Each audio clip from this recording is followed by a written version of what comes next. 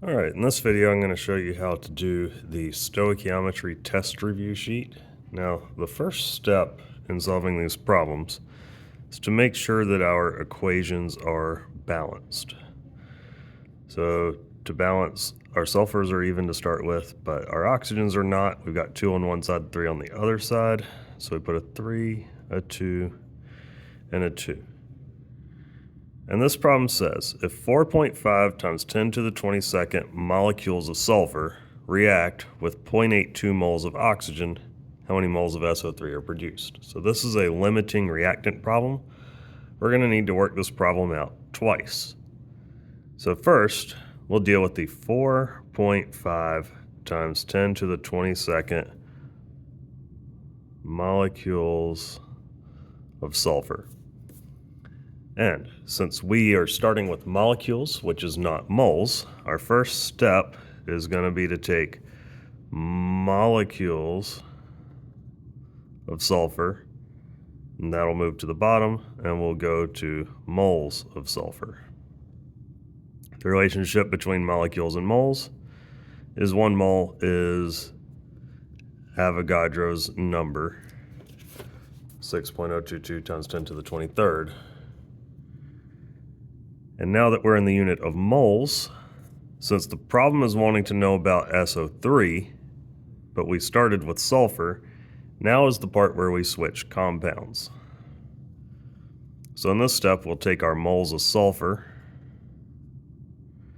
and we will transform them into moles of SO3. And we do that using the coefficients in our balanced equation, which are a 2 and a 2. And since the problem wants the answer in moles, we'll just set up our equal sign and we'll find an answer. So 4.5 times 10 to the 22nd times 1 over 6.022 times 10 to the 23rd times 2 over 2 equals 0.075 moles of SO3. So that would be how much SO3 we could make with the sulfur we were given.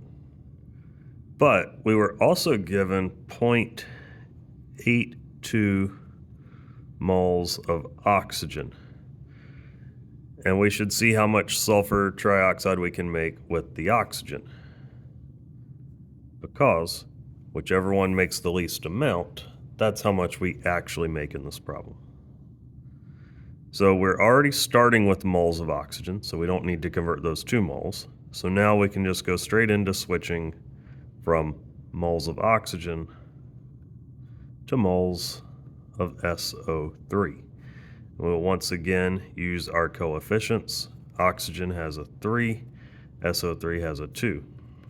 So for this problem, we take 0.82 times 2 over 3, and we get 0.55 moles of SO3. And so the answer is whichever one of these numbers is the smallest,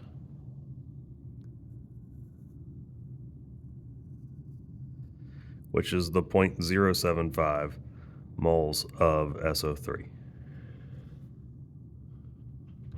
In this next problem, it asks, how many grams of sodium carbonate are required to produce 40 grams of sodium chloride? So first thing we need to do is balance the equation. Looks like we're going to need to put a 2 right there in front of the NaCl. And then this problem, it's starting us with 40 grams of sodium chloride, which is NaCl. Since we're not starting with moles, we need to first convert our grams into moles of NaCl. Then once we get into moles of sodium chloride, that's where we can switch compounds, because we started with NaCl, but the problem is asking us about sodium carbonate. And then The problem wants the answer in the unit of grams of sodium carbonate, so we need to take those moles of sodium carbonate and turn them into grams of sodium carbonate. Now, the relationship between grams and moles of sodium chloride is that 1 mole equals the mass of sodium plus the mass of chlorine. So that's 58.44. Then, when we are switching compounds, this is where we look at our coefficients. The number in front of NaCl is a 2. The number in front of sodium carbonate, there is no number, so that's a 1. And then the relationship between moles and grams of sodium carbonate. 1 mole equals the mass of sodium times 2 plus the mass of carbon plus the mass of oxygen times 3, which is 105.99. So now we just put all of this in our calculator. 40 times 1 over 58.44 times 1 over 2 times 105.99 over 1 equals 36.27 grams of sodium carbonate.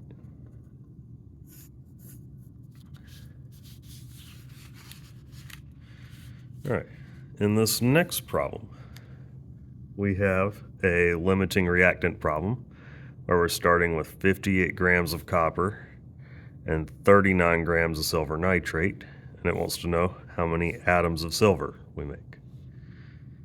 First thing we got to do is balance this equation. You can see our nitrates are not balanced, so we need to put a 2 there, and then we're also going to need to put a 2 in front of the silver. So we're going to work this problem out twice, once with our 58 grams of copper, and a second time with our 39 grams of silver nitrate. So let's first work this out for the copper. We start with 58 grams of copper.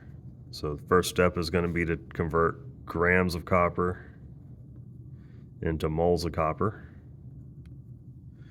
where 1 mole equals 63.55 grams.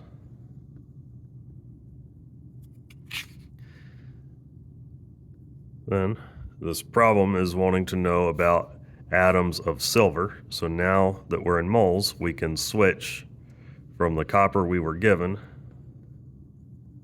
so moles of copper goes on the bottom, to moles of silver, since that's what the problem asks us about. And we use our coefficients, a 1 and a 2. And then the problem does not want the answer in moles, it wants it in atoms, so we need to convert moles of silver into atoms of silver. And that relationship is that there are 6.022 times 10 to the 23rd atoms for every mole. Do not try to use this 2 in this step. We only use the coefficients when we are switching compounds. So take this and we'll plug it into our calculator. So 58 times 1 over 63.55 times 2 over 1 times 6.022 times 10 to the 23rd over 1. And that gives us, that's essentially 1.1 times 10 to the 24th atoms of silver. But we got to deal with the other thing that we're given, the 39 grams of silver nitrate. So we need to turn our grams into moles, where 1 mole equals the mass of silver plus the mass of nitrogen plus the mass of oxygen times 3, which is 169.88 grams. Then we can convert from the silver nitrate we were given to the silver the problem's asking about. So for every 2 moles of silver nitrate, we get 2 moles of silver. And then the last step is going to be the same because the problem wants the answer in atoms.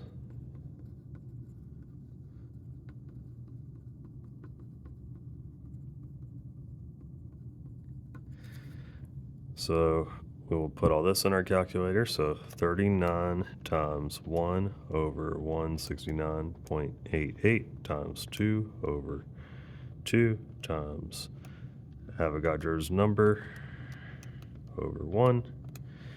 And this gives us 1.4 times 10 to the 24th atoms of silver. So now that we have 2 different answers, we pick whichever one is the smallest as our answer because copper was our limiting reactant. All right. In problem number 4, we're starting with 38 grams of sulfur reacting with 3.71 moles of fluorine. How many moles of sulfur hexafluoride gas are produced? So first we need to balance this equation. We got the sulfur on each side, 2 fluorines, 6 fluorines, so we'll put a 3 right there. So first we'll deal with the 38 grams of sulfur and see how many moles of sulfur hexafluoride we can make. So if we start with grams, our first step is to convert our grams into moles, where 1 mole equals 32.06 grams.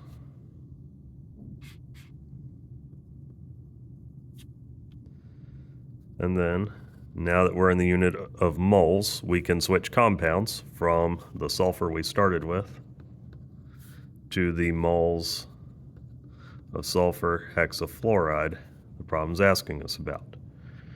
And there are no numbers and there are no coefficients in front of them in the equation, so those are just ones. And it wants the answer in moles, so put our equal sign. 38 times 1 over 32.06 times 1 over 1 is 1.19 moles of SF6. Then we'll work this problem a second time. Here we're given 3.71 moles of fluorine. And we're already in the unit of moles, so we can just go directly into switching compounds. We can go from moles of fluorine to moles of SF6. There's a 1 and 3. And it wants the answer in moles, so put our equal sign. So 3.71 times 1 over 3 equals 1.24 moles of SF6. These numbers are pretty close, but the correct answer is the smaller one because sulfur was our limiting reactant. Problem number 5 says that when we did this reaction in step 4, we only recovered 1.05 moles of sulfur hexafluoride. What's the percent yield? So the percent yield equals your actual amount divided by your theoretical amount times 100. So how much did we actually make, which in this case is 1.05 moles. We should have made 1.19 moles, and then we'll turn that into a percent.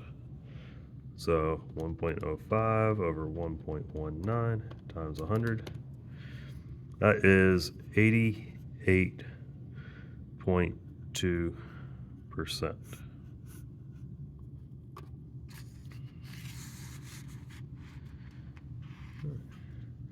For problem number 6,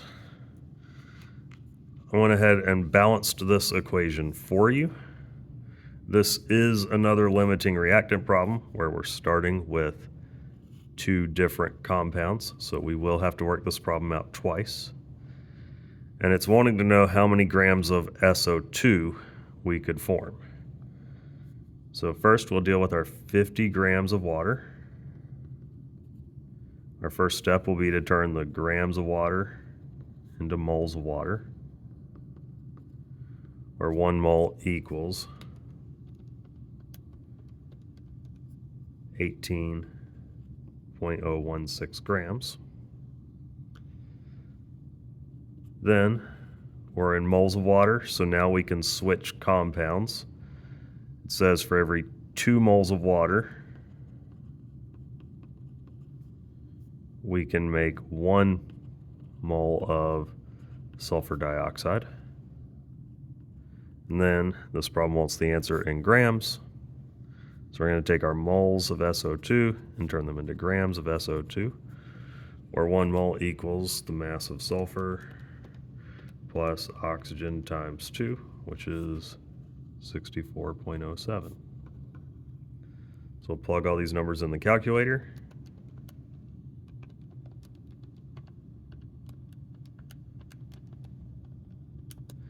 We get 88.9 grams of SO2. But we also need to consider the other thing we were given to start with, which is 67.5 grams of disulfur dichloride. Since we started with grams, we need to convert those grams into moles, where 1 mole equals the mass of sulfur times 2 plus the mass of chlorine times 2, which is 135.04. Now that we're in moles, we can switch compounds. 2 moles of disulfur dichloride makes 1 mole of sulfur dioxide, and we need to get that into grams, where 1 mole of SO2 still weighs 64.07 grams. Let me put these numbers in the calculator. 67.5 times 1 over 135.04 times 1 over 2 times 64.07 over 1 gives us 16.0 grams of SO2. Since 16 is much smaller, that is our answer, because disulfur dichloride is our limiting reactant. This brings us to the last problem. This equation is also already balanced. It is a limiting reactant problem. So we're first going to deal with our 10 grams of magnesium. We're trying to find grams of magnesium chloride. So first step, if we're given grams, we need to get those grams into moles, where 1 mole is 24.31 grams. Now that we're in moles, we switch compounds. The coefficients are 1 and 1. And then this problem is asking for the answer in grams, so we're going to go from moles of magnesium chloride into grams of magnesium chloride, where 1 mole equals the mass of magnesium plus chlorine times 2, which is 95.21 grams. So plug all that in the calculator.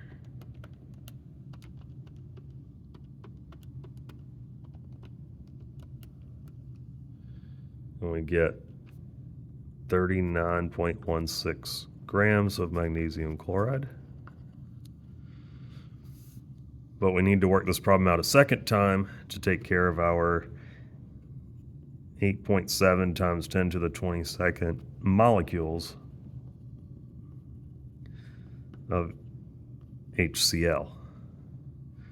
Since we started with molecules, which is not moles, we do need to convert those molecules into moles, Our 1 mole is Avogadro's number of molecules. Then we can switch compounds using our coefficients. There's a 2 in front of the HCl, so 2 moles of HCl makes 1 mole of magnesium chloride. Then the problem wants the answer in grams, so this last step here will be the same, where 1 mole of magnesium chloride is 95.21 grams. We'll just put this in the calculator real quick. 8.7 times 10 to the 22nd times 1 over 6.022 times 10 to the 23rd times 1 over 2 times 95.21 over 1 equals 6.88 grams of magnesium chloride. Since 6 is smaller than 39, that is our answer because HCl was the limiting reactant. I hope you find this video helpful. Have a fantastic day.